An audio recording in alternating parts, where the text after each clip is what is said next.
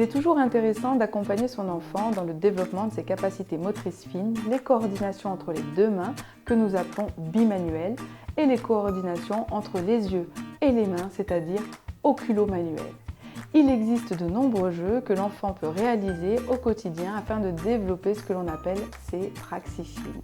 Mais il n'en est jamais de trop pour varier le plaisir et l'intérêt de votre enfant et de vous-même. Les activités de lassage ou de piquage sont des activités parmi d'autres qui peuvent être très intéressantes et très ludiques et nous n'y pensons pas toujours. J'ai sélectionné aujourd'hui pour vous ce jeu qui permet de nombreuses variantes. Vous pouvez déjà vous amuser à piquer les petits pions sur les dessins identifiés. Dans cette première étape, votre enfant développe une pince fine entre le pouce, l'index et le majeur. Il organise son regard à la recherche des différentes couleurs sur lesquelles il doit placer les pions. Il apprend en même temps les couleurs et fait une association de couleur à couleur. Il coordonne aussi ses mains puisqu'il doit les organiser, l'une doit tenir le support et l'autre place les pions. La deuxième étape de ce jeu est de réaliser le lassage des différentes cartes. Là encore, l'enfant doit s'organiser, coordonner la main droite et la main gauche. L'une doit tenir, l'autre doit enfiler ou attraper le bout du fil qui sort d'un côté. Votre enfant développe son sens de la proprioception. En effet, il doit prolonger un geste en l'absence du regard pour pouvoir trouver le trou et placer en dessous et venir chercher le fil par-dessus.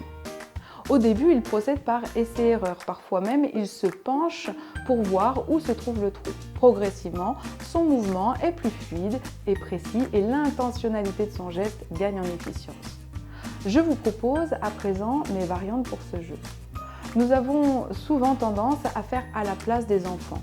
Nous préparons les jeux, nous installons l'enfant et nous rangeons pour lui avec un peu d'aide de sa part, mais très peu.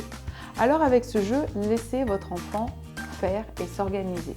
En sortant le jeu de la boîte, il réfléchit à la façon dont il doit reconstruire le petit support. Il agence et visse les pieds et les plus petits auront déjà énormément de plaisir simplement à visser et dévisser les petits pieds. Laissez-les faire et une fois le jeu préparé, il peut passer à l'astuce suivante. Votre enfant puis vous réalisez un dessin de votre choix. Vous pouvez le réaliser avec les fils ou avec les pions.